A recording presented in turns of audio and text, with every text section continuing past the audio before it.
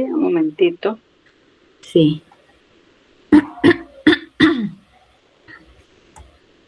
A ver, mientras veo por acá un mensajito a Calderón. Uh-huh.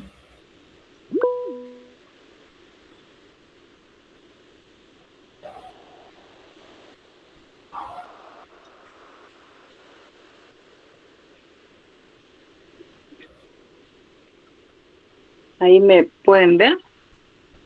Sí se ve, profesora. Se ve muy bien. Ajá. Y ya, me escuchan bien con este volumen, ¿no? Sí, también. Yo le escucho muy bien. ¿Alguno de los jóvenes sí puede responder si se escucha muy bien? Profesora, Uh-huh. profesora, una consulta.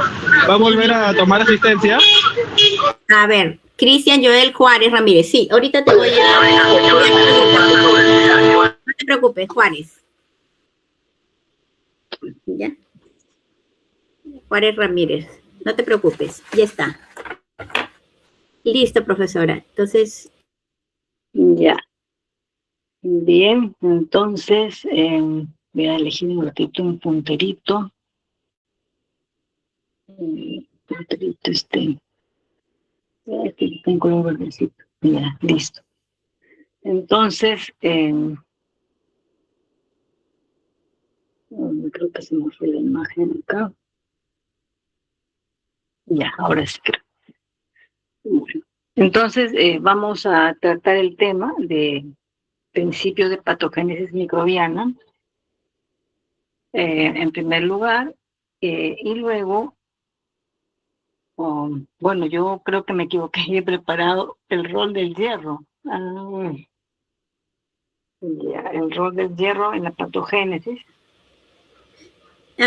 Pero profesora, no se preocupe porque esa era la siguiente clase. Entonces... Ya. Entonces lo de los métodos para medir infección, lo hago en la siguiente clase, entonces. Ajá. Junto Ya. con eso. Ya, listo. Sí, métodos para medir virulencia, esa parte, sí, yo pensé que era ahí me confundí, creo, el rol del hierro. Ya. Listo.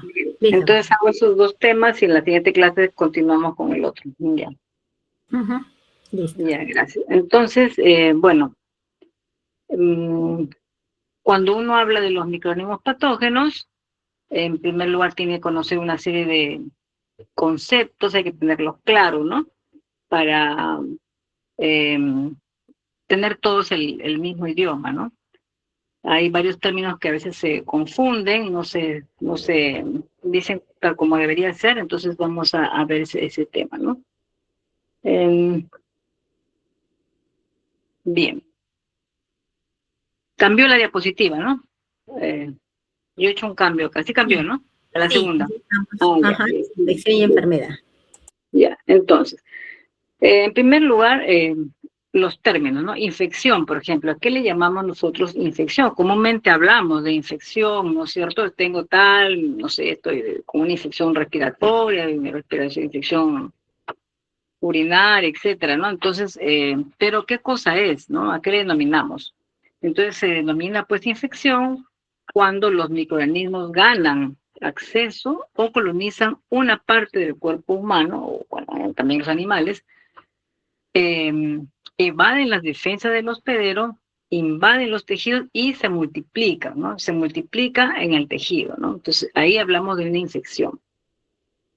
En cambio, enfermedad, por ejemplo, es alteración dañina del estado físico o metabólico del hospedero. Y la enfermedad infecciosa es cuando la alteración dañina es causada por un microorganismo o sus toxinas, ¿no? Siempre hago hincapié en esto, aunque son términos sencillos y conocidos por ustedes, porque a veces se asume, ¿no? Infección como sinónimo de enfermedad, y no necesariamente, ¿no? No siempre, digamos, el hecho de que un microorganismo haya ganado acceso, haya colonizado una parte de nuestro organismo, ¿no? Haya invadido algún tejido, se esté multiplicando en nuestros tejidos, eso no necesariamente significa que el hospedero está enfermo, ¿no? Y eso vamos a ir viendo más adelante.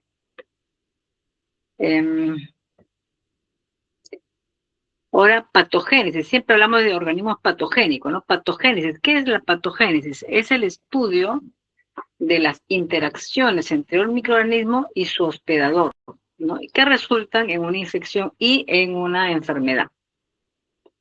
Eso es la patogénesis. Y un patógeno es cualquier organismo capaz de causar enfermedad.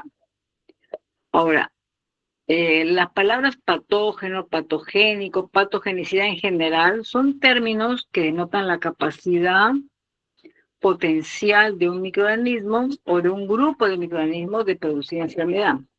Pero ojo que no es un término cuantitativo. ¿A qué me refiero con esto? A que si nosotros queremos comparar, ¿no?, al microorganismo patógeno A con el microorganismo patógeno B, y yo quiero saber cuál de ellos es más dañino, por ejemplo, para el hospedero, ¿no?, o para una persona, entonces no es correcto decir el microorganismo A es más patógeno que el microorganismo B. No, ahí se usa otro término, por eso patógeno es solamente cuantitativo, simplemente, perdón, no es un término cuantitativo, es cualitativo nada más, ¿no? Tiene la capacidad de producir, ¿no?, de producir enfermedad. Pero si yo quiero comparar, debo hablar de en términos de virulencia. Ahí sí puedo decir, el microorganismo A es más virulento que el microorganismo B. Entonces, virulencia es un término que se usa de manera cuantitativa, ¿no? Es la capacidad relativa de un patógeno, relativa porque se está comparando, ¿no?, de un patógeno para causar enfermedad. Es cuantificable, o sea, se puede medir. La patogenicidad no, la virulencia sí se puede medir, ¿no? Se puede medir, es cuantificable y se refiere al grado de patogenicidad de una cepa dada, usualmente medida en términos de dosis letal 50 o dosis infecciosa 50. Esos son los métodos para poder medir la infección, ¿no? La dosis letal 50 es la dosis, ¿a qué me refiero con dosis? A la cantidad de microorganismos, por ejemplo, la cantidad de células microbianas, o a la cantidad de una toxina, también puede ser, ¿no?, una toxina, esa es la dosis, necesaria para matar al 50% de una población. Por ejemplo, generalmente esto se refiere a animales de experimentación, a grupos de animales de experimentación, ¿no? Entonces, la dosis letal 50 es la dosis necesaria para matar al 50% de la población. Y la dosis infecciosa 50 es la dosis necesaria para infectar al 50% de la población ¿no?, de un grupo de animales de experimentación en los que se está haciendo un estudio, ¿no?, para evaluar la virulencia de un patógeno. Entonces acá en esta imagen, por ejemplo, se ilustra la diferencia, ¿no?, entre dosis letal 50 y dosis infecciosa 50, ¿no? En la parte A, ¿no?, se refiere a la dosis infecciosa 50, ¿no?, donde el grupo de animales, por ejemplo, experimentales, a los cuales se le aplica no se inocula un microorganismo determinado, se puede evaluar, ¿no?, en distintos grupos de animales, qué dosis se puede aplicar en cada grupo, una dosis diferente, ¿no?, de una bacteria A, por ejemplo, ¿no?, una dosis diferente, distintas concentraciones de células bacterianas diferentes, ¿no?, a cada grupo de animales, y se evalúa en cuál de esas dosis pueden enfermarse, pueden infectarse el 50% de los grupos experimentales, ¿no? Y en B es la dosis letal 50, ¿no? Ahí se ilustra que uno puede aplicar, ¿no?, en grupos de animalitos de experimentación, puede aplicar distintas dosis de toxina o distintas concentraciones de células microbianas, ¿no?, unidades, por ejemplo, forma de colonia por mililitro, ¿no? Tanto le aplico a distintos grupos, distintas dosis, y se puede determinar con cuáles de ellas es la dosis en la cual mata a la mitad del grupo de experimental, ¿no?, de la población del grupo experimental. Entonces, de esa manera se puede medir y comparar, ¿no?, la virulencia de distintos microorganismos, ¿no? Por ejemplo, siempre se usa mucho esto para comparar cuando se trata de desarrollar vacunas, ¿no? Por ejemplo, ¿no?, cepas vacuna de un microorganismo, Y se compara, ¿no? La cepa silvestre con la cepa vacuna, por ejemplo, ¿no? Si es que ha disminuido, por ejemplo, su virulencia, ¿no? Después del procedimiento que se ha realizado, ya sea molecular, ya sea un procedimiento de algún tipo, ¿no? Se tiene una cepa vacuna y ahí se puede comparar para ver efectivamente si ha disminuido su virulencia. Entonces se usa mucho este tipo de estudios. Ahí se mide la virulencia, ¿no? Bien, seguimos con los términos. Eh, la palabra atenuación, por ejemplo, ¿no? Se habla de que un patógeno X, ¿no? Esta es una cepa atenuada. Se usa mucho en vacunas, por ejemplo, ¿no? Una cepa atenuada. ¿No? Hay vacunas que son a germen vivo, pero atenuado, ¿no? Es la disminución entonces o pérdida de virulencia de un patógeno, ¿no? Los patógenos suelen disminuir o perder su virulencia cuando son mantenidos en el laboratorio en cultivos in vitro. También eso sucede, ¿no? Uno a veces mantiene una cepa X que está estudiando, está haciendo una investigación, una tesis, etcétera, y los tiene in vitro, los va manteniendo y con el tiempo pierde muchas de sus características que le otorgan virulencia, ¿no? Va perdiendo. Eh, También probablemente esto se debe, ¿a qué se debe esto? A la aparición de cepas mutantes no virulentas o débilmente virulentas que crecen más rápido que las virulentas en los cultivos de laboratorio. Eso suele suceder cuando uno está replicando los cultivos, ¿no? In vitro constantemente. Siempre aparecen algunas mutantes por ahí, ¿no? Que pueden ser débilmente virulentas, no virulentas, y estas crecen más rápido que las otras, ¿no? Que las virulentas en los cultivos de laboratorio, y por eso es que se van atenuando, ¿no? Eh, si se si se reinocula en un animal el patógeno atenuado, este puede recuperar su virulencia original, especialmente si se hacen pasajes continuos en vivo también, ¿no? O sea, cuando ya está nuevamente en contacto con los tejidos, ¿no? Del hospedero, entonces eh, puede volver a expresar sus características virulentas, ¿no? Ahora, en algunos casos, esta pérdida de virulencia puede ser permanente también, ¿no? Ya queda como una cepa vacuna. Y también, eso es una cepa atenuada, ¿no? Pero también uno puede hacer atenuaciones mediante métodos moleculares, ¿no? Adrede, ¿no? Mutaciones en genes de virulencia para que pierda esos genes de virulencia y sea atenuada y pueda servir como para una vacuna, ¿no? Bien, entonces, por ejemplo, acá hay una gráfica, ¿no? Acá hay una gráfica en la cual vemos, por ejemplo, una bacteria A y una bacteria B, ¿no? Entonces ahí vemos en la gráfica, en el eje de las X, el número de bacterias expresado de manera logarítmica, un número de bacterias que se han inoculado, por ejemplo, ¿no? En el animal hospedero, ¿no? En distintos grupos, por supuesto, ¿no? Por ejemplo, en un grupo de ratones le puedo haber inoculado, no le inoculé, que puede ser mi grupo control, 10 a la 0, no le inoculé el microorganismo. A otro grupo de animales, ¿no? Experimental le puedo haber inoculado 10 a la 1, ¿no? Bacterias. Al otro grupo de animales 10 a la 2, 10 a la 3, 10 a la 4, etcétera, ¿no?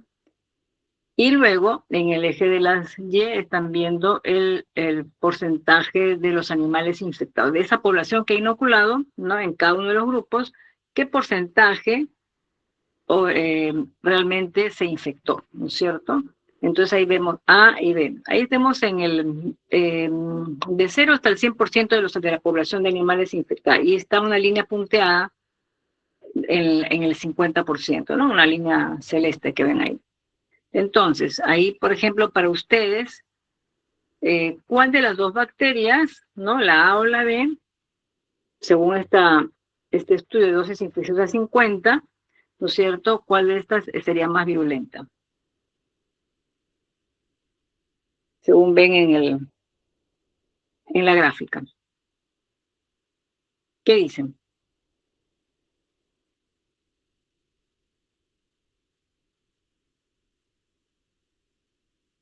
¿Cómo se sabe si los animalitos de experimentación están con un proceso infeccioso? Eso depende del microorganismo que hemos inoculado, ¿no? El investigador, uno sabe qué microorganismo está inoculando, ¿no es cierto? Entonces uno espera, puede esperar fiebre, se tiene que que detectar síntomas que sean medibles, ¿no? Fiebre, por ejemplo, se puede medir.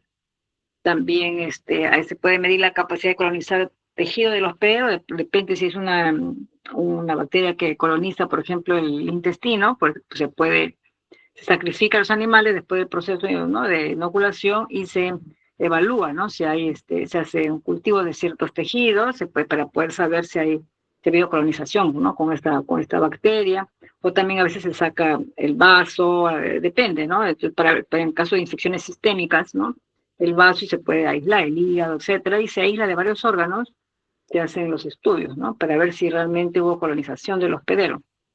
Y fiebre y otras características dependiendo del patógeno, según el tipo de patógeno. ¿Qué dicen ustedes? ¿A o B? ¿Quién es más virulento?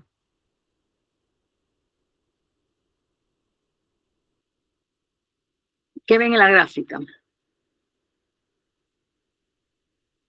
A ver, voy a llamarlo, pero a ver, vamos a mirar. Miguel Ángel está levantando la mano, profesora. Ay, yo no veo. Si quieres su micrófono nomás, si quieren alguien participar, porque yo no veo acá. De acuerdo con la gráfica, el más virulento es la cepa A. Ya, ¿por qué? Bueno, es que requiere menor cantidad de células para poder infectar mayor cantidad de población de los animales que están en prueba. Ya, muy bien. Entonces requiere menos cantidad. Muy bien, lo que dice su compañero es correcto, porque para el microorganismo A, por ejemplo, la bacteria A se requieren 10 a la 2, ¿no? La inoculación de 10 a la 2 bacterias por cada grupo de animales de experimentación, ¿no? La de 10 a la 2, en esa concentración de bacterias, fue la que ocasionó la infección del 50% de animales, ¿no? Esa es la dosis letal, la dosis, perdón, infecciosa 50, ¿no? En cambio, para la bacteria B, fueron necesarios 10 a la 4, ¿no es cierto?, bacterias, ¿no?, inoculación de 10 a la 4 bacterias para que al grupo de animalitos cause infección en el 50% de su población. O sea, mientras menos bacterias se necesite para causar la mitad, ¿no?, para causar infección en la mitad de la población, mientras menos bacterias se necesita, quiere decir que es más virulenta, ¿no es cierto? Es lo que ha dicho su compañero y eso es lo correcto, así es. Muy bien, entonces ahí podemos hacer los estudios comparativos, ¿no?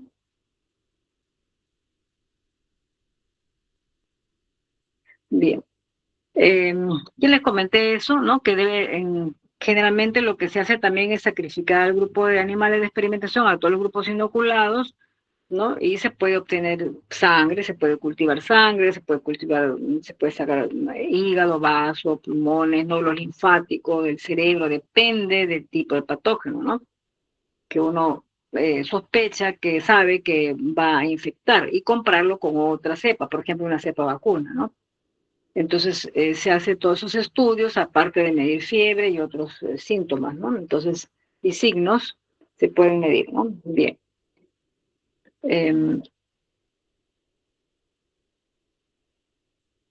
Bien. Ahora,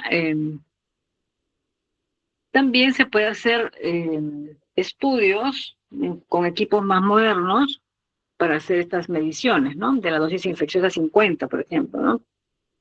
Hay equipos que, claro, son costosos, pero, bueno, con un proyecto de fondos externos, si es que se requiere hacer un tipo de estudios de dosis letal o de dosis infecciosa 50, hay equipos que permiten, ¿no?, hacer estos análisis que se llaman análisis biofotónicos. ¿Por qué? Porque se utiliza al microorganismo patógeno, pero marcado con alguna sustancia fluorescente o bioluminiscente, ¿no?, para poder visualizar en el equipo hasta los tejidos en los cuales está avanzando o colonizando la bacteria, ¿no? Y se toman fotografías, se puede visualizar mejor esto, ¿no? Entonces, por ejemplo, esa imagen que ven ahí es de un trabajo en el cual estaban comparando la virulencia, midiendo la dosis infecciosa 50 en ratones, ¿no? Con la bacteria Streptococcus pneumoniae, ¿no? Y para esto, obviamente, por investigaciones previas, ya habían determinado los investigadores que uno de los genes, por ejemplo, eso es lo que ellos están investigando acá en este trabajo. Como ven ahí ustedes, el gen REL, ¿no? REL más, dice ahí, si ustedes están viendo en la parte superior de la fotografía, ¿no? Estaban investigando si este gen está o no asociado a la virulencia del Streptococcus pneumoniae, si tiene algo que ver con su virulencia o no, con su capacidad invasiva, ¿no? Hacia los pulmones. Entonces ellos lo que hicieron, como ven ahí, es en el lado izquierdo de las imágenes, ven, por ejemplo, la imagen de un ratón que le inocularon la cepa silvestre de un Streptococcus pneumoniae, o sea, sin ningún tratamiento, la cepa silvestre, se inoculó y luego de 44 horas, como muestran ahí, ven, observan ahí a nivel de los pulmones, ¿no es cierto? Se observa que están invadidos por la bacteria, ¿no? El crecimiento bacteriano, se observa ahí está la invasión, ¿no? Con capturas ¿no? de fluorescencia o bioluminescencia, según cómo se haya marcado la bacteria, ¿no? Y eso lo están comparando, la cepa silvestre, con una cepa de Streptococcus pneumoniae mutante, ¿no? En el cual el gen que están estudiando lo han eliminado, lo han deleteado por biología molecular, ¿no? Han deleteado, interrumpido el gen para que no se exprese. Entonces tienen una cepa mutante de Streptococcus que es delta, como ven ahí arriba, delta REL, ¿no es cierto? Quiere decir que no tienen ese gen, o por lo menos no se expresa porque está interrumpida la secuencia del gen, ¿no? Y esa cepa, entonces mutante, que es una cepa atenuada, la han inoculado también en grupos de animalitos de laboratorio y han visto que a las 93 horas, como ven ahí, no hay la invasión, solamente se ve en la parte de algunos ganglios linfáticos de la ingle, en la parte inferior, ven ahí, ustedes, se observa que está el microorganismo ahí, ¿no? Que coloniza esa zona, pero no está en los pulmones. Y eso que ya han pasado 93 horas, es decir, más del doble del tiempo ya ha pasado, y sin embargo la cepa silvestre ya había colonizado los pulmones y la cepa atenuada no. Entonces se ve que efectivamente ese gen sí tiene que ver con su virulencia, ¿no? Porque no está el gen y por eso se aprecia que no está invadido los pulmones, ¿no? Después hay la siguiente foto es a las 115 horas, ¿no? A las 115 horas, por ejemplo, ya se observa ahí sí ya invasión ¿no? de los pulmones, sí, invasión de más ganglios, se ve ahí, ¿no es cierto? Y, pero ha pasado ¿cuánto tiempo? Casi el triple del tiempo que la cepa silvestre, ¿no? Para invadir. Y luego en la cuarta fotografía a la derecha, un control, ¿no? Es la misma bacteria, el mismo Streptococcus pneumoniae mutante, pero con la mutación complementada, perdón. ¿Qué quiere decir? Que no tiene, es la misma cepa mutante anterior, que es delta REL, o sea, sin el gen REL, pero que le han introducido un plásmido a la bacteria, un plásmido que tiene el gen, de manera que se complementa la mutación, ¿no? Se complementa, o sea, esta bacteria sí tiene el gen en un plásmido.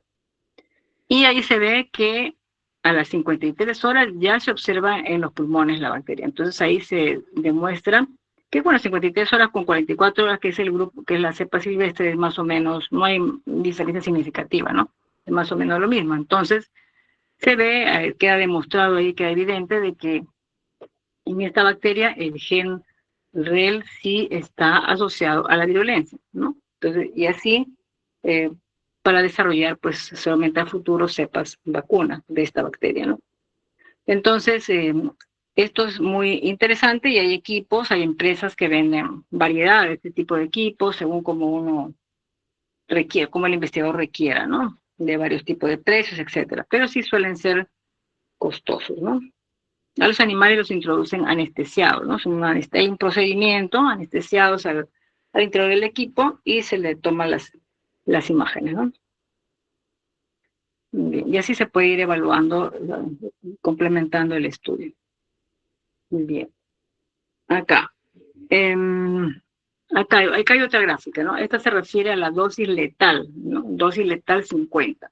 Ya hemos dicho que la dosis letal 50 es la dosis necesaria, o sea, puede ser número de bacterias, ¿no? Tantas unidades de forma de colonia por mililitro, ¿no? Inoculado al animal, o puede ser también concentración de toxina, ¿no? Entonces, dosis necesaria para matar al 50% de la población.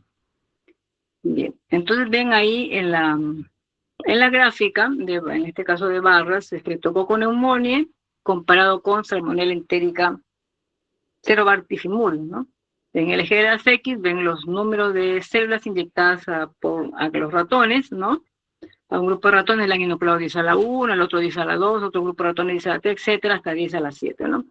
De las bacterias, a un grupo Streptococcus pneumoniae y al otro grupo de ratones Salmonella entérica Cerobactifimurium, ¿no? Y en el eje de las X estamos viendo el porcentaje de los ratones fallecidos, ¿no? De 0 al 100% en la gráfica. Entonces, ahí vemos también, igual, la misma pregunta que se hizo anteriormente, ¿no? ¿Cuál de los dos organismos, microorganismos, es más virulento para los ratones, por ejemplo, ¿no? El Streptococcus pneumoniae o la Salmonella entérica Cerobactifimurium. ¿Qué dicen ustedes?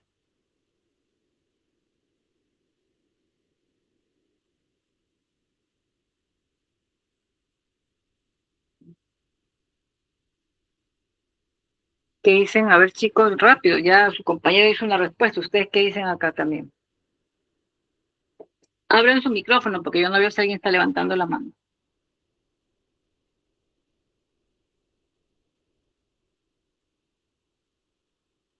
¿Nadie se anima? A ver, Mili, ¿qué dices? Podría ser la Streptococcus pneumoniae, Sí, está bien. ¿Por qué? Porque requiere menor cantidad para poder, requiere menor dosis para poder, o sea, menor número de células para poder alcanzar la dosis letal del 50% de los animalitos. Exacto, es correcto lo que dice su compañera Mili.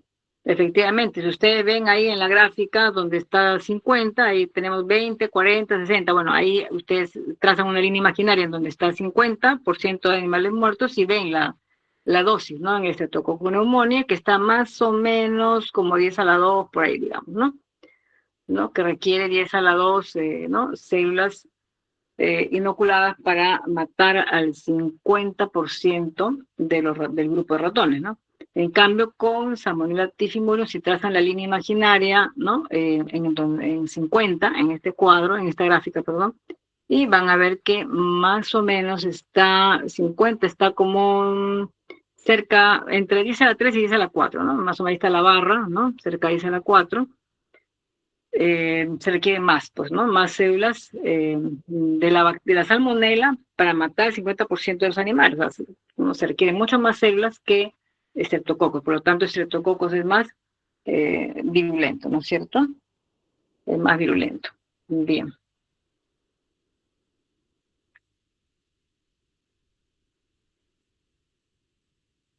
Entonces, otro aspecto importante es que, como hemos visto en la gráfica anterior, por ejemplo, de las dosis, ¿no?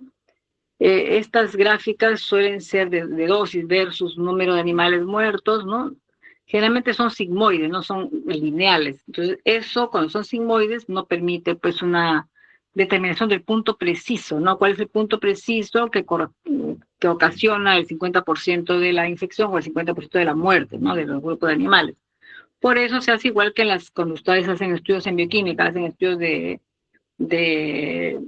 cinética enzimática, ¿no? ¿Se acuerdan? Ustedes hacen la reacción enzima-sustrato, salen unas curvas y luego se hace las inversas, ¿no? ¿Se acuerdan las gráficas de las inversas para obtener una recta, ¿no es cierto? Igual acá, la misma idea, ¿no? Se trata también como un método estadístico para obtener los mismos datos pero en forma de una recta y así se obtiene exactamente la dosis exacta, sea de toxina o de número de células. Por ejemplo, acá en la diapositiva está de una toxina, ¿no? Concentración en miligramos por mililitro de una toxina, ¿no? El 50%, si ustedes ven ahí en la línea, ¿no?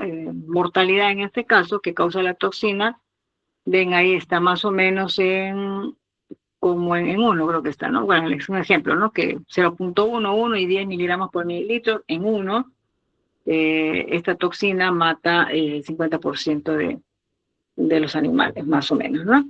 Entonces, y así. Entonces, este método estadístico que se usa Generalmente es el método de Probit, el más común. Rita Mush es un método pionero, pero es más antiguo. Probit es el que se usa actualmente. Hay software, ¿no? Se tiene software y se puede trabajar para obtener los puntos exactos del 50% de la mortalidad o de la dosis infecciosa, según lo que se esté trabajando, ¿no?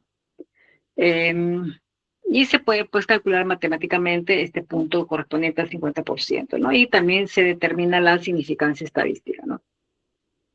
Bien.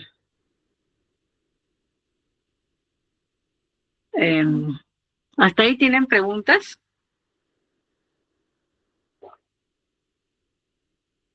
Todo claro, profesora. Ya, entonces continuamos. Otro aspecto muy interesante en lo que es patogénesis microbiana son los factores de virulencia. Siempre hablamos de los factores de virulencia y ya sabemos que entonces, ¿qué son los factores de virulencia? Son entre comillas he puesto, ¿no? Entre comillas he puesto las herramientas, es decir, en realidad son las moléculas, ¿no? Sintetizadas por el microorganismo que le permiten establecer y mantener la enfermedad, ¿no? Cualquier tipo de molécula, llámense enzimas, llámense sideróforos, receptores, ¿no? Toxinas, etcétera, adhesinas, flagelos, ¿no? Son moléculas que tienen una utilidad para el microorganismo que le dan esa utilidad o esa capacidad para establecer y mantener enfermedad, ¿no? Entonces ahí tenemos toxinas, diversas enzimas extracelulares, por ejemplo, ¿no? Muchas bacterias producen hialuronidasas, estreptoquinasas, coagulasas, hemolicinas, etcétera. También son ejemplos de factores de virulencia las adhesinas, cualquier tipo de proteínas, hay una gran variedad de adhesinas que lo vamos a ver más adelante. Flagelos, la cápsula también es un factor de virulencia, ¿no? La cápsula es un factor de virulencia porque impide ¿no? que el microorganismo sea destruido por el macrófago, ¿no? El macrófago generalmente no destruye los microorganismos con cápsula. Entonces, si no lo puede destruir, el microorganismo sobrevive y pues entonces es más violento, ¿no? Etcétera. En el caso de los virus, por ejemplo, una replicación y síntesis de proteínas eficiente, ¿no? En el hospedero es un factor de virulencia. La capacidad de un patógeno para infectar o dañar los tejidos de un hospedero está determinada por estos factores de virulencia, ¿no? Y la identificación a nivel molecular y genético de los factores de virulencia abre una puerta de desarrollo de tratamiento contra patógenos. Hay mucha investigación, ¿no? En muchos microorganismos sobre los factores de virulencia, ¿no? Y cuáles son los genes que los codifican, etcétera, para poder desarrollar tratamientos, búsqueda de nuevas drogas, desarrollo de vacunas, etcétera, ¿no? Entonces es muy importante conocer estos factores de virulencia, ¿no? Ahí tenemos una imagen que ilustra, por ejemplo, la variedad de factores de virulencia que puede tener un patógeno. En este caso es una Escherichia coli uropatogénica, ¿no? Que causa infección del tracto urinario, ¿no? Ahí estamos viendo varios tipos de factores de virulencia. Ahí es un resumen, digamos, que es lo mismo para distintas bacterias, ¿no? Por ejemplo, vemos adhesinas. Todas las adhesinas, hay variedad de adhesinas, los curlis, que son apéndices proteicos, ¿no? Que vamos a ver más adelante. Los pili, las adhesinas afimbriales también, ¿no? Las fimbrias, etcétera. El mismo flagelo acá no está, pero en otra bacteria sí, ¿no? Tiene que ver con la adherencia al tejido, ¿no? Y una bacteria que no tenga capacidad de adherirse a un tejido no puede ser un patógeno, ¿no es cierto? Imagínense una bacteria intestinal, una bacteria que infecta el tracto urinario o de la vía respiratoria. Si no tiene capacidad de adherirse, ¿qué pasaría con la bacteria que no tenga capacidad de adherirse? El tubo digestivo, por ejemplo, o el tracto respiratorio, etcétera, ¿son estáticos? ¿Están así tranquilitos esperando que la bacteria los colonice o qué creen que sucede? Podría tener una adecuada colonización en todo caso. No podría, pues, conectar con su receptor o establecerse y colonizar. Claro, si no tiene adhesinas no podría conectar con los receptores, como dice Mili. Y también, aparte, hay otros factores, hay factores mecánicos, por ejemplo, en el intestino, ¿no? Siempre hay un tráfico grande de fluidos. Si no tuviera capacidad de adherirse, pues simplemente sucede como muchas bacterias que nosotros ingerimos y que no son patógenos, ¿no? Porque bacterias hay en todas partes, ¿no? Microorganismos hay por todos lados, pues, estamos comiendo, estamos bebiendo, etcétera, hay, pero no estamos enfermando todo el tiempo. ¿Por qué? Porque no son patógenos, no tienen capacidad de adherirse al tejido, por ejemplo, ¿no? al tejido intestinal, y hay movimiento peristáltico, el movimiento peristáltico los elimina, hay mucho flujo, ¿no? Hay fluidos que siempre están ahí, ¿no? En el lumen intestinal, y todo eso arrastra a los microorganismos, ¿sí? ¿No? Hacia las heces, ¿no? Y no colonizan el intestino. Entonces, pero los patógenos sí, ellos sí tienen estas, por ejemplo, las adhesinas tienen capacidad de adherirse y por lo tanto no se desprenden con el movimiento peristáltico, ni con los fluidos, ni con el tráfico, ¿no? de líquidos, fluidos, etcétera. No se desprenden, están ahí, entonces ellos sí pueden colonizar, ¿no es cierto? Entonces las adhesinas son un factor de violencia muy importante.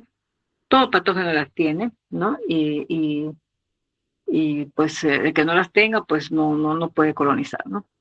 Bien, después tenemos las toxinas, ¿no? En el otro lado superior derecho hay variedad de toxinas que pueden ser producidas por los microorganismos, ¿no? Por ejemplo, los mismos lipopolisacáridos, ya saben que tienen, ¿no? Producen fiebre, etcétera, que están en la membrana externa.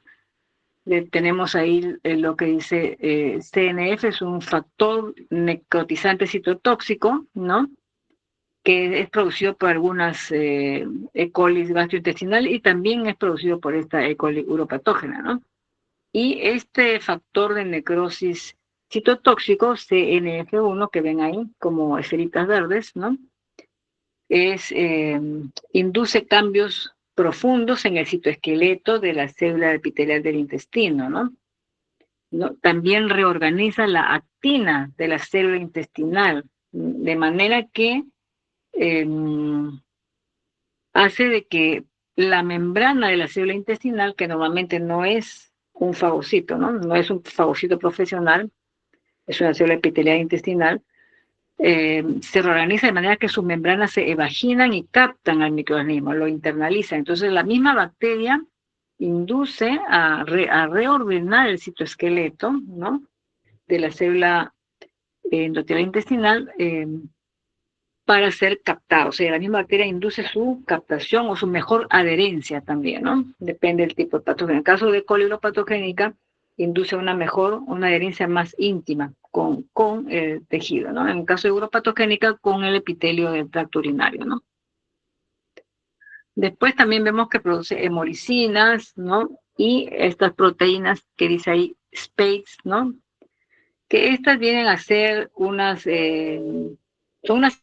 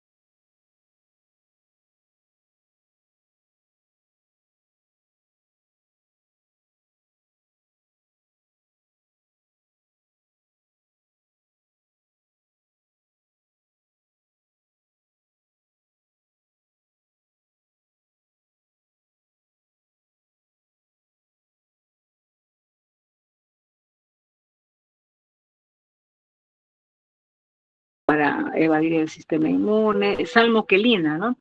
La salmoquelina es ya vamos a ver dentro de un ratito, pues los hidrófonos son moléculas que las bacterias sintetizan para captar hierro, ¿no? Del hospedero. Y la salmoquelina es un tipo de sideróforo, pero es un tipo de sideróforo especial. El hospedero, o sea, ¿no? o animal también, produce también proteínas, ¿no? Que se unen a los sideróforos de la bacteria para evitar que la bacteria capte hierro. O sea, también el hospedero se defiende, ¿no es cierto? Tiene proteína 2 y esta lipocalina se une a los sideróforos, pero a la salmoquelina no se une bien. La salmoquelina tiene una baja afinidad por esta proteína de defensa de los y por lo tanto la salmoquelina pues no le hace nada y sigue captando hierro. Por eso también evade la respuesta inmune. Tenemos adquisición de hierro, ¿no? La adquisición de hierro es muy importante en la patogénesis de las bacterias, ¿no? Y tienen muchas bacterias, casi todas, producen sideróforos, todos los microorganismos patógenos producen sideróforos, hay un montón de tipos de sideróforos, lo vamos a ver un ratito, más adelante con el rol del hierro en la patogénesis.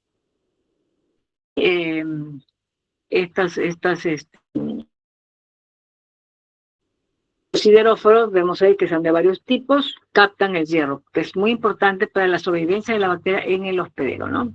Receptores del grupo hemo, que tenemos, tiene hierro también, entonces todos esos son elementos o factores de virulencia, ¿no? Y salmonela, ya vemos ahí también, igual sideróforo, estamos viendo ahí, fimbrias que sirven para la adherencia, ¿no? Tenemos ahí otros también que están señalados ahí, apéndices de superficie que sirven para la adherencia, ¿no?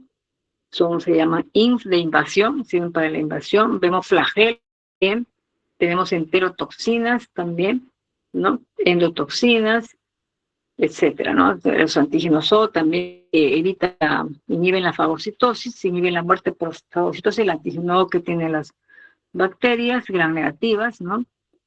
Y la cápsula también, Salmonella tiene una pequeña cápsula, una cápsula B justo de virulencia, porque las que tienen esta cápsula B son difíciles de ser eliminadas por el sistema inmune, por ejemplo, son el sistema completo, ¿no? Los poros en este caso de las bacterias no lo hace porque esta cápsula lo impide. Entonces, y así tenemos distintos factores de virulencia en Salmonella, ¿no? Ya hemos visto en E. coli uropatogénica, en Salmonella, como ejemplos, y también vemos, por ejemplo, en la bacteria Bartonella, ¿no? Que causa la enfermedad de Cardión, que invade los glóbulos rojos, invade las células endoteliales de los vasos sanguíneos, y tienen también una serie de factores de virulencia, sino que están todavía, muchos de ellos están en estudio, ¿no? Y bueno, tiene un flagelo, la Bartonella bacilliformis, por ejemplo, tiene flagelo, le sirve para la motilidad, para acercarse a los eritrocitos, le sirven para la adherencia también a la membrana, ¿no? Del eritrocito, eso está comprobado, ¿no? Se han hecho estudios con mutantes de Bartonella bacilliformis sin flagelo, ¿no? Mutantes sin flagelo, y pierden totalmente su capacidad de invasión a los eritrocitos, porque entonces los flagelos son importantes, ¿no? Y también tiene otros factores de adherencia que estamos viendo ahí, ¿no? Las proteínas BOMS, también tiene la proteína de formina que altera la estructura de la membrana del glóbulo rojo, por ejemplo, y al alterarlo facilita el ingreso de la bacteria, ¿no? Factores de invasión como IALB, etcétera, ¿no? También tiene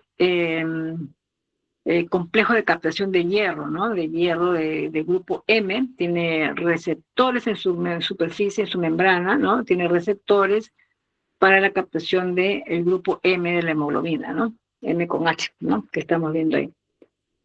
Y bueno, también hay otros factores de virulencia que tiene la Bartonella bacilliformis, que también le alteran a la célula hospedera, ¿no? Y le facilitan la persistencia, ¿no? Tenemos hemolicina, lipopolisacáridos también, ¿no? La proteína IALA, que tiene ahí la bacteria, etcétera. Entonces son distintos factores de virulencia que le permiten adherirse a las células, ingresar a las células y multiplicarse en las células, ¿no? Células, en este caso glóbulos rojos, y células endoteliales de los vasos sanguíneos, ¿no? Bien. Otros aspectos importantes es los tipos de patógenos, ¿no? Hay patógenos primarios, que son los que causan pues la enfermedad luego de una infección. No está asociado normalmente con el hospedero, ¿no? No está asociado. Generalmente, por ejemplo, no sé, el virus del sarampión, el virus de la influenza, no está normalmente una persona sana, no suele tener esos virus, ¿no? El sarampión, influenza, etcétera, y otros más. Ejemplo, también Mycobacterium tuberculosis, ¿no? Normalmente está asociado a enfermedad, ¿no es cierto? Entonces, esos son patógenos primarios. Y también hay otro grupo de patógenos que se llaman los oportunistas, ¿no?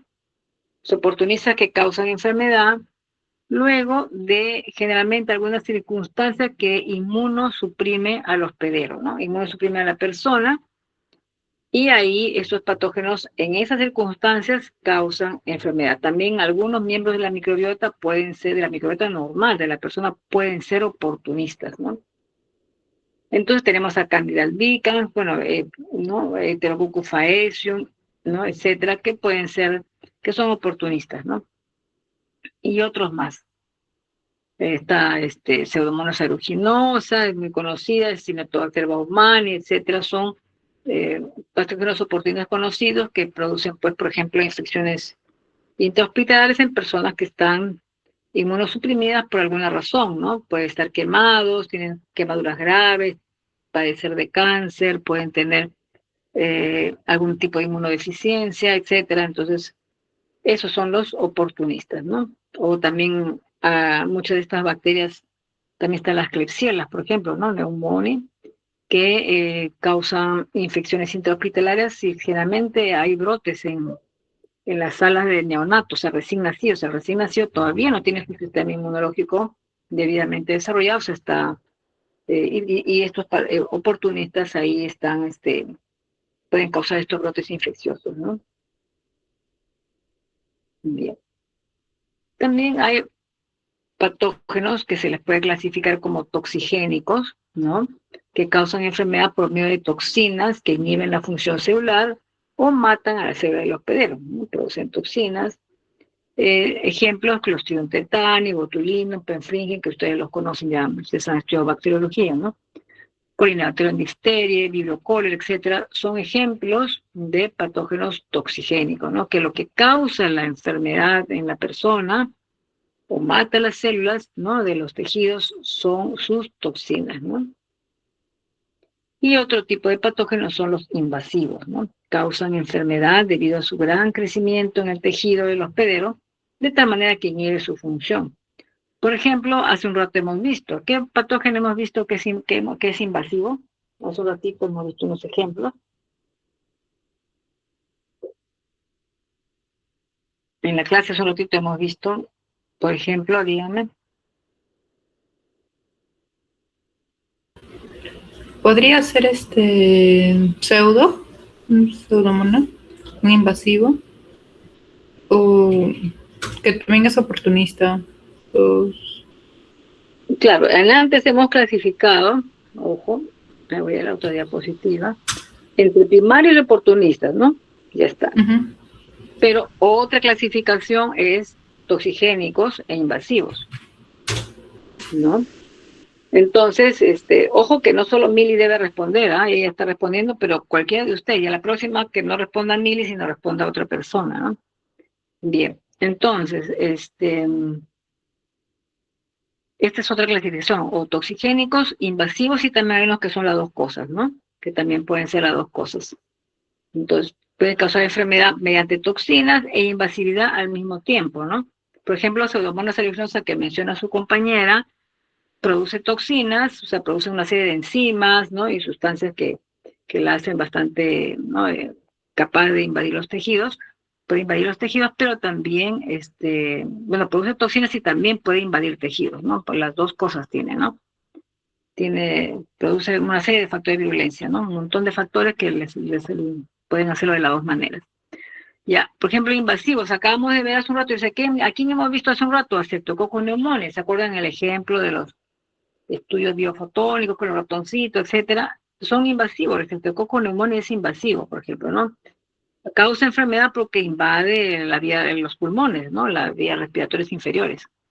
Invade. Entonces, también la E. coli enteropatogénica también, ¿no? Es invasiva a nivel del intestino, el Helicobacter pylori, por ejemplo, a nivel del estómago, ¿no? También el Helicobacter pylori tiene algunas toxinas, ojo, eso sí, tiene las dos también. Bartonella bacilliformis también es invasiva, ¿no? Entonces hay varios ejemplos. Algunos son netamente toxigénicos, como los clostridios, ¿no? Tetani, botulinum, etcétera, prefringe el mismo Colinella diphtheria. Lo que mata es la toxina, ¿no es cierto? Igual virocólera también, ¿no? La que da la diarrea, etcétera, superacuosa, dañina, ¿no? Eso es la toxina, no tanto la invasión. Por eso el tratamiento, por ejemplo, en el caso del cólera, ustedes en su clase de bacteriología habrán visto, ¿no? El tratamiento, ¿cuál es el que se utiliza? Generalmente se utiliza, lo primero que se hace es rehidratación, ¿no? Y rehidratación de la persona para que no muera por la falta de electrolitos, ¿no? Se desequilibra de electrolitos por la enorme eliminación de heces líquidas, ¿no? Entonces, lo que se hace es rehidratar para salvar la vida de la persona, ¿no? Y después, para eliminar completamente la bacteria, le dan un cierto antibiótico, pero lo principal es la rehidratación. En cambio, en los invasivos sí, el tratamiento principal es tratamiento antibiótico, ¿no? Para eliminar el microorganismo que está invadiendo los tejidos, ¿no? Y bueno, y como vemos también ejemplos de otros que tienen ambas cosas, ¿no? Producen toxinas y también son invasivos. Bien, entonces ya ustedes con lo que hemos estado viendo se habrán dado cuenta de cuáles son los atributos de los microorganismos patógenos, o sea, qué propiedades, digamos, qué cualidades tiene que tener un microorganismo para que sea un patógeno. ¿Será fácil o será difícil para el microorganismo ser un patógeno? ¿Qué dicen ustedes?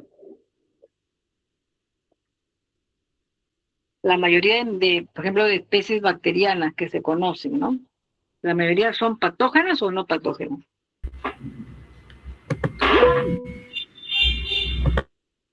La mayoría no son patogénicas. Muy bien. ¿Y por qué? ¿Es fácil o es difícil ser patógeno? Bueno, en primer lugar, para que sea efectivo, tiene que pasar por diversas barreras en el organismo. En base a animales, como el ser humano, animales, tiene que atravesar por 3 capas, ¿no? Que permite defenderse frente a agentes patógenos.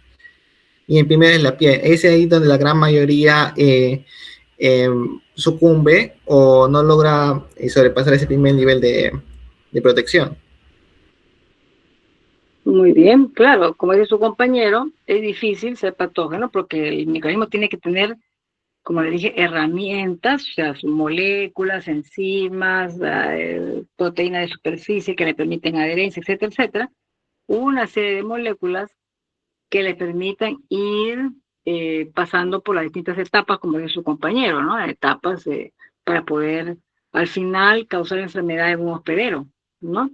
Tiene que, por ejemplo, tiene que adherirse, como él dice, ¿no? A la piel, ¿no? A las mucosas. Si no tiene capacidad de adherirse a la piel y a las mucosas, recuerden que los patógenos, ¿por dónde entran a nuestro cuerpo?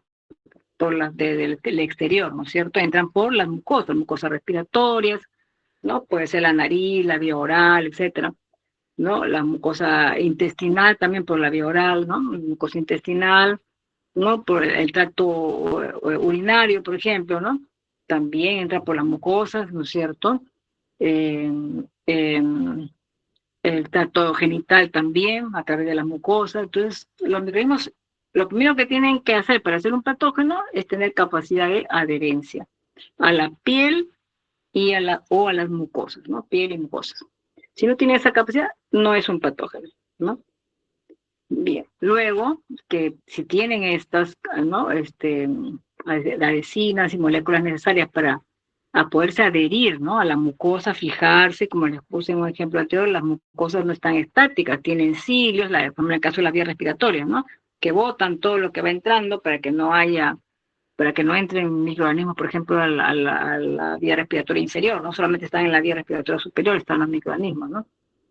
Entonces tienen silos, hay mecanismos de defensa, hay ¿no? mucosidad, etcétera. Todo eso impide que se adhiera el microorganismo. Son mecanismos de defensa que tenemos, son las primeras barreras, como dice su compañero, ¿no? Si el microorganismo tiene enzimas que destruyen la mucosidad, por ejemplo, muchos tienen flagelos que lo hacen poder penetrar las capas mucosas, ¿no? Por ejemplo, del intestino, etcétera, que lo vamos a ver más adelantito. Entonces, ellos sí pueden adherirse después, ¿no? Si no tienen eso, entonces no van a poder ser patógenos. Una vez que superan estas barreras, con todos estos factores, tienen, además de tener capacidad de adherirse, no solo eso, tienen que tener capacidad de invadir el tejido, ¿no? En este caso, por ejemplo, el epitelio intestinal, respiratorio, genital, ¿no? Urinario, etcétera. Entonces tiene que tener esta capacidad de invadir. Y para eso tiene que penetrar a las células, etcétera. También evaden la respuesta inmune, ¿no es cierto? Y con eso pueden, pues, colonizar, ¿no? Y para eso tienen una serie de enzimas y factores de virulencia, etcétera, cápsulas, como hemos dicho, etcétera, para poder invadir. Luego de que han invadido el tejido, tiene que tener capacidad de colonizar ya el tejido y crecer en el tejido, o sea, multiplicarse, ¿no? Multiplicarse dentro del tejido. Y para eso tienen una serie de factores de virulencia que le permiten multiplicarse en ciertos tejidos al patógeno, ¿no? Y después de haberse multiplicado en un tejido, colonizado y multiplicado, recién, por ejemplo, empiezan ya a invadir, ¿no? A invadir otros tejidos adicionales al sitio original de infección, pueden ir a viajar, tienen capacidad para viajar a distancia, por ejemplo, esos son los que son resistentes a la fagocitosis, como el Mycobacterium tuberculosis, la salmonela, ¿no? Por ejemplo, son fagocitados si, como el macrófago no le hace nada, viaja por la sangre dentro de los macrófagos y pueden ir colonizando otros tejidos, otros órganos, ¿no? Esos son los invasivos, ¿no? Y también otros microorganismos tienen toxinas, ¿no? Toxinas que te pueden tener efectos locales, efectos sistémicos también, ¿no? Y causar por toxinas o por invasividad o por ambas cosas, causar daño en el tejido y por lo tanto eso implica daño en un órgano y cuando hay daño en un tejido, un órgano, hay síntomas, hay signos y eso es la enfermedad infecciosa. Entonces, esos son los atributos que tienen que tener los patógenos, ¿no? Y todos estos se van a ir desarrollando, ¿no? A lo largo de la clase y de la siguiente clase, ¿no? Bien, entonces acá vemos un poquito más detallado, los patógenos tienen capacidad de entrar al hospedero, ¿no? Tienen mecanismos para ganar acceso a un hospedero adecuado a una determinada dosis infecciosa, que puede ser de 1 hasta 10 a la 8, para poder entrar al hospedero. En muchos casos también penetran la piel, las mucosas, el epitelio intestinal, entre otras superficies que normalmente actúan como barreras, ¿no? Ahí en el ejemplo les he puesto, ¿no? Un patógeno puede ganar acceso con una sola célula, ya gana acceso. Hay otros que necesitan 10 a la 8 o más. Ejemplos, ¿no? Los patógenos intestinales, ¿no? Que entran vía alimentaria, etcétera. Estos microorganismos tienen que pasar una barrera muy importante. ¿Cuál es esa barrera en el tubo digestivo que destruye muchos organismos? Los hojas. Los jugos gástricos, exacto. Tiene un pH superácido, ustedes saben eso, y destruye. Entonces, generalmente, los enteropatógenos, para poder alcanzar colonizar el intestino, ¿no es cierto?, y causar enfermedad, necesitan de grandes cantidades de células, ¿no? Tener acceso, por ejemplo, 10 a la 8, ¿no? Células 10 a la 10, son millones de células, porque la mayoría es eliminada por los jugos gástricos, pero no todo, como son tantos, entonces algunos van a poder estar protegidos por la gran cantidad de microorganismos que ingresaron, por ejemplo, con un alimento contaminado, y logran llegar al intestino, ¿no? Logran pasar la barrera del jugo gástrico, llegan al intestino y empiezan a colonizar. Ahí ya no, ahí ya las condiciones son mejores para el patógeno, ya el pH no es tan ácido, ¿no? Es más elevado, etcétera. Entonces pueden colonizar y multiplicarse bien en el tejido intestinal, ¿no? Entonces, los enteropatógenos requieren bastante número de células para poder alcanzar. En cambio, otro ejemplo, un patógeno que con unas célulitas ya causa enfermedad. ¿Quién puede ser? Por ejemplo, el Clostridium tetani, por ejemplo, ¿no? Ya saben que ellos producen una toxina potente, ¿no es cierto? Con unas cuantas células que hayan de una manera accidental, digamos, ¿no? La persona se cayó, tuvo un accidente, se hirió, ¿no? Con una herida profunda, ¿no? En el músculo, por ejemplo, en la pierna, en cualquier parte del cuerpo, ¿no? Una herida profunda. Entonces, ahí, con unas cuantas esporitas que hayan entrado, ¿no? Con una que haya entrado, ya empieza a germinar en el tejido, ¿no? Pues una lesión profunda, o sea, ahí hay anaerobiosis, ¿no? Germina la espora y pues, con unas cuantas células que se multiplican y luego empieza la toxina y como es bastante potente, con unas cuantas células ya causa la enfermedad, ¿no? Por su toxina. Entonces, así vemos ejemplos, ¿no? de distintos microorganismos que tienen de acceder al hospedero, ¿no? ¿no? Es capaz de encontrar un nicho adecuado para sobrevivir. Esto, por lo general, significa que el organismo se fija o adhiere, ¿no es cierto? Se fija o adhiere mediante distintas moléculas como adhesinas, la proteína de adherencia, fimbrias, ácidos lipoproteicos, el gran positivo, por ejemplo, se ha visto que tienen funciones de adherencia a la superficie epitelioide. Ojo, muchos patógenos, cuando colonizan un tejido, forman biopelículas en el tejido, ¿no? Biopelículas, y ahí es más difícil ser eliminado. De mismo antibiótico, cuando se da al paciente con un problema infeccioso, estas biopelículas son más resistentes al antibiótico cuando están las bacterias libres, ¿no? Muchos patógenos biopelículas, inclusive el estudio de la capacidad del patógeno de formar biopelículas in vitro, por ejemplo, forma parte del estudio de su virulencia, ¿no? Ahora, si el patógeno se multiplica en el tejido al que ha ganado acceso, entonces ha colonizado dicho tejido, ¿no? Entonces, una vez que se multiplica en el tejido, ¿qué quiere decir? Que ya lo colonizó, ¿no? Se tiene que estar multiplicando. Ejemplo de salmonela, ¿no? ¿Cómo es que salmonela se multiplica en el intestino? ¿Por qué se multiplica más que las bacterias comensales que hay en el intestino? Ahí ven en la imagen, ¿no? Entonces ahí vemos en la imagen, abajo está el epitelio intestinal, ¿no es cierto? Están las células del epitelio intestinal y también por ahí hay un neutrófilo, ¿no? Que lo ven con un núcleo ahí, un núcleo partido. No sé si ustedes, mi puntero lo ven. No, no se ve, profesora, pero es... Sí, ajá, ya entonces no ven mi puntero. Sí, pues por eso estoy describiendo porque veo que acá no tengo la opción de puntero. Bueno, ya. Entonces, hay un neutrófilo y también vemos una serie de células del intestino, enterocitos, ¿no? Y en la parte superior vemos la capa mucosa que cubre estas células, ¿no? En el intestino, es una capa gruesa. Y vemos por ahí las salmonelas que están acá en el dibujo de color negro y bacterias comensales que en el dibujo están representadas de color verde, ¿no? Bien, y los enterocitos suelen producir una serie de péptidos antimicrobianos que están ahí como esferitas rojas. También hay IgA, ¿no? A nivel de mucosa se secreta la inmunoglobulina A, que también está por ahí, la estamos viendo, ¿no? El neutrófilo produce estos elementos de oxígeno reactivo, ¿no? Especie reactiva de oxígeno, ¿no? Y vemos por ahí la salmonela. Entonces, las bacterias comensales, ¿no? Como producto de su metabolismo, producen ácido sulfídrico o hidrógeno sulfurado, como lo que llaman, o sulfuro de hidrógeno, es lo mismo, ¿no? Entonces producen este ácido sulfídrico, ¿no?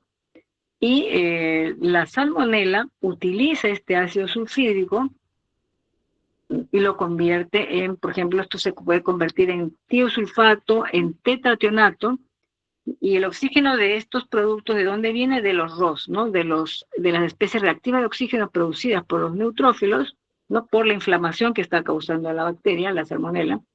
Entonces, este oxígeno con el ácido sulfídrico, mediante una reacción química de oxidación, entonces se convierte en tiosulfato y tetrationato, ¿no es cierto? Y la salmonela utiliza estos compuestos, el tetrationato, por ejemplo, como último aceptor de electrones, ¿no? Lo usa como energía. Tetrationatos, y por eso crecen. Y este tetrationato no es utilizado por las bacterias comensales. Sí es utilizado por la salmonela y por eso crece bastante, se multiplica muy bien en el intestino y pues gana acceso al epitelio intestinal, ¿no? Bien, entonces eso es, por ejemplo, cómo es que la salmonela se multiplica en el intestino y logra colonizarlo, ¿no? Bien. Entonces ya hemos comentado sobre la multiplicación en el hospedador. El patógeno tiene capacidad para adquirir los nutrientes, como hemos visto en el ejemplo de la salmonela, requeridos para su crecimiento a expensas del hospedador. Eso suele ocurrir en los patógenos. Luego también los patógenos, otro atributo que tienen es la capacidad de evasión de las defensas del hospedador. Si un microorganismo no puede evadir la defensa, no va a poder causar enfermedad en el hospedador. Entonces el patógeno es capaz de escaparse o evadir las defensas, particularmente las inespecíficas, tales como la fagocitosis y la lisis por complemento. Eso principalmente, la mayoría de patógenos, los que son más virulentos, tienen esa capacidad, ¿no? De evadir la fagocitosis y la lisis por complemento. El patógeno desarrolla mecanismos, entonces, ¿cómo es que los evade? Mediante los mecanismos de variación antigénica, mecanismo de supervivencia intracelular. Se sabe que un patógeno, mientras más capacidad tenga de sobrevivir dentro de los macrófagos, es más virulento, ¿no? Hay varios ejemplos. Ahí está la tuberculosis, el micobacterium tuberculosis, la salmonela, tifi y otros más, ¿no? Bien. Y Profesora, un poquito. Mili está pidiendo la palabra. Ya, está bien. Abran su micrófono nomás, con confianza, chicos. Profe, solamente para confirmar, a ver si se había entendido bien. Perfecto. Entonces, es que cuando la salmonela ingresa era de la PPT anterior, es cuando la salmonela entra al epitelio intestinal, se da esa activación por parte se da la inflamación y los neutrófilos son los que generan el ROS. Y con este ROS va a convertir el tiosulfato en tetrationato y este tetrationato va a ser el receptor de electrones de la salmonela. O sea, quedaría así, o sea, que la salmonela aprovecha el ROS que está siendo producido por los neutrófilos. Sí, la salmonela usa el tetrationato como aceptor final de electrones, ¿no? Por eso es que crece. ¿Y eso por qué? Porque en el intestino hay condiciones anaeróbicas, ¿no? La salmonela, si bien es una bacteria facultativa, ¿no es cierto? Es un anaeróbico facultativo, en condiciones anaeróbicas utiliza como aceptor final de electrones al tetrationato y eso la favorece. Y eso se forma gracias al oxígeno de los ROS también, ¿no? Se forma ahí en el intestino por la inflamación que ha traído a neutrófilos a esa región, ¿no? Entonces eso se aprovecha y la salmonela pues puede utilizarlo y por eso crece, se multiplica y tiene su fuente y eso tiene energía, ¿no? Para crecer. Es correcto lo que has entendido. Ya, profesora, muchas gracias. Profesora, sí.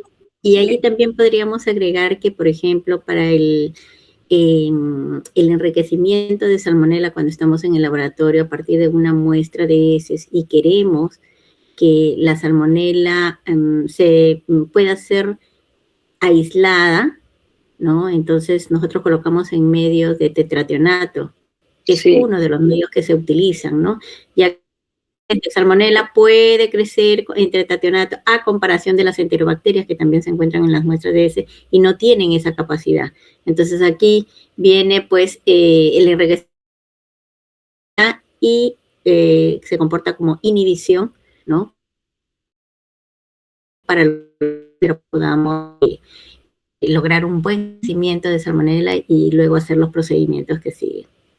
Exacto, exacto. O sea, aprovechando esa propiedad que tiene Salmonella, entonces, bueno, sí se diseñan los de cultivos selectivos, ¿no? Claro, selectivos, enriquecedores, ¿no?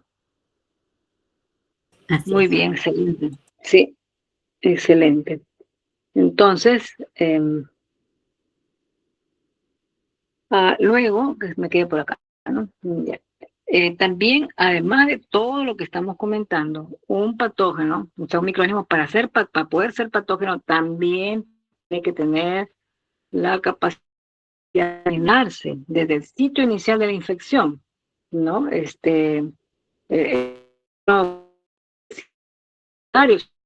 invadiendo el torrente sanguíneo o el sistema linfático, ¿no?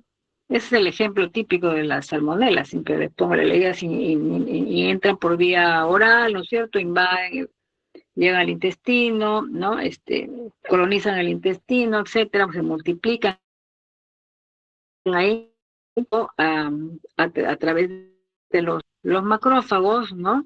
Que llegan por ahí en la zona de infección, fagocitan a estas salmonelas y viajan por el torrente sanguíneo y su sitio inicial, ¿no? Sin embargo, en las personas, por ejemplo, que no por X razones no han podido acudir a un centro, ¿no?, médico de salud, porque de pronto son zonas rurales, zonas muy alejadas, suele suceder, ¿no? ¿No? Hay casos, ¿no?, de lugares, sobre todo en la selva, ¿no?, de Perú, de poblaciones que viven muy alejadas, y una posta médica está a horas de camino, ¿no? Así que, entonces, en esos casos no pueden acudir a un centro, están ahí, entonces va invadiendo el torrente sanguíneo y la salmonela infecta, puede infectar los pulmones, puede infectar los riñones, infecta distintos órganos, ¿no? Entonces puede ser una infección sistémica, ¿no? Entonces, y eso es porque tiene esta capacidad de diseminarse desde el sitio inicial, generalmente es a través de los macrófagos, ¿no? Los que son resistentes a la fagocitosis son generalmente este tipo de microorganismos, ¿no? Bastante virulentos. Y otro atributo de los patógenos es causar daño ya al hospedador, ¿no?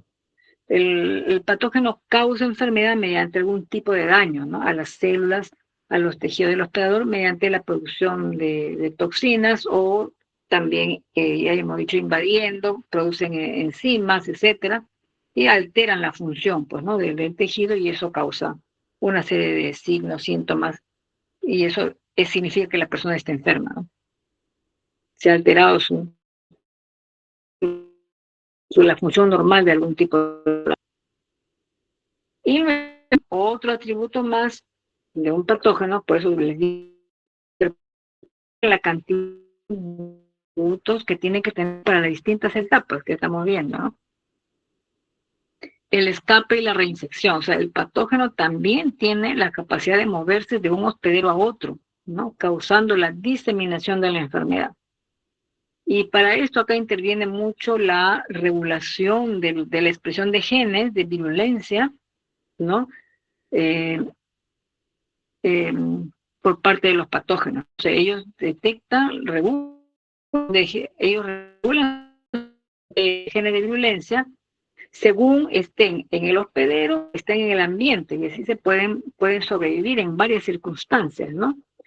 Siempre pongo como me encantan las salmonelas, es un patógeno muy, bueno, muy malo para tenerlo uno, pero bonito para explicar, ¿no?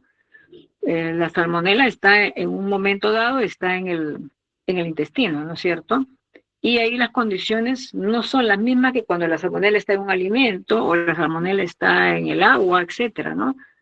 Si la salmonela está en el intestino, entonces, pues tendrá temperatura, está calientita, ¿no? Tiene 37 grados, tiene un montón de nutrientes, ya hemos visto, ¿no? Su, y en cambio en el ambiente no, pasa del intestino por las heces hacia el agua, por ejemplo, en un lapso de tiempo muy corto, en segundos, y cambió bruscamente la temperatura, ya no está a 37 grados, ahora está, no sé, pues a 25 grados, ¿no? Puede ser, y los nutrientes varían enormemente, ya no hay la cantidad de nutrientes que en el intestino, en el agua donde llegó la bacteria, claro, tiene nutrientes en las heces todavía, pero después se va diluyendo. El nutriente está y la detecta por proteína de superficie, ¿no?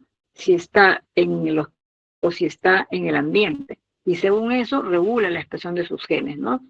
Ya no necesitará en el agua genes de adherencia, por ejemplo, de ciertas adhesinas, ya no las necesita, entonces no las expresa. Pero cuando usted los hospedó sí las necesita, ¿no? Y sí las expresa. Por ejemplo, si en el intestino la salmonela utilizaba fuente de nitrógeno, tenía así a montones, requería ciertos enzimas metabólicas, ciertas proteínas transportadoras, etcétera. Pero cuando está en el agua, ya tiene otras fuentes de nitrógeno diferentes, por ejemplo, ¿no? Entonces, requiere otro metabolismo, otras enzimas, otras rutas y otros transportadores. Entonces, de esa manera cambia la expresión de sus genes en función de lo que necesita, ¿no? Entonces, eso se llama regulación ambiental de los genes de violencia, y esa es muy importante en los patógenos. Y también los patógenos, muchos de ellos tienen tienen este mecanismo de regulación también que se llama el quorum sensing. Eso ya lo han visto, creo que en genética microbiana, o no sé si lo están viendo ahorita, creo que están llevando ustedes genética microbiana, no estoy seguro, o ya han llevado, pero ¿alguien les recuerda el quorum sensing? ¿Lo han visto o no lo han visto?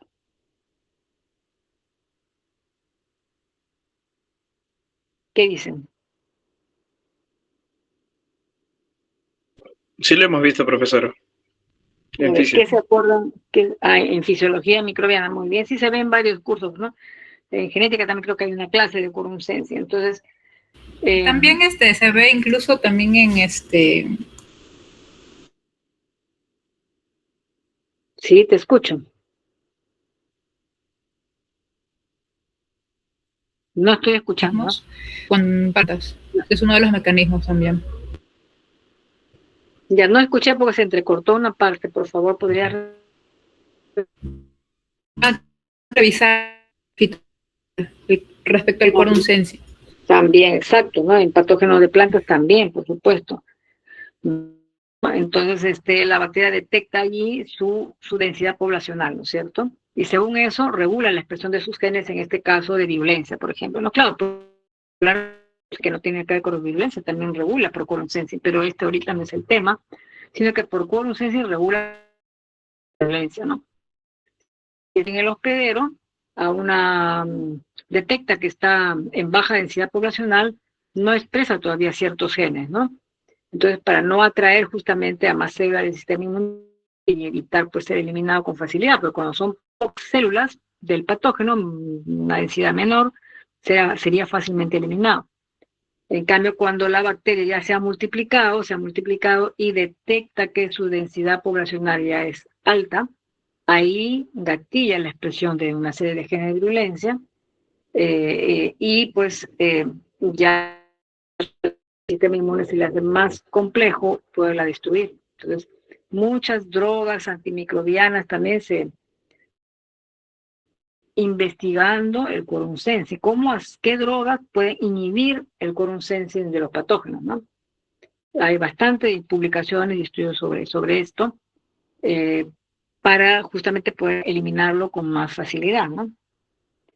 El quorum sensing pues también gatillan genes para la formación de biopelículas, pero quorum sensing gatillan los genes necesarios para conjugación bacteriana. Acuérdense, cuando ustedes hacen los experimentos de conjugación, ocurren cuando hay una alta densidad de células. Si las células hay poquitas por ahí en el cultivo, no pasa nada. No hay conjugación. Cuando hay alta densidad poblacional, sí hay conjugación. También está regulado por quorum sensing, y así distintos mecanismos están regulados por conocimiento. Bien. La cantidad de atributos tiene que tener para poder ser patógenos. Por eso la minoría son patógenos. Muy bien. Ahora, creo que acá se acabó la de este tema. Preparado, entonces hasta acá tienen preguntas. Entonces creo que cumplí, ¿no, Gina? Lo del rol del hierro lo hago en la otra clase. Sí, profesora, porque la siguiente clase está del rol de la patogénesis microbiana, entrada de patógenos a los pedazos de colonización.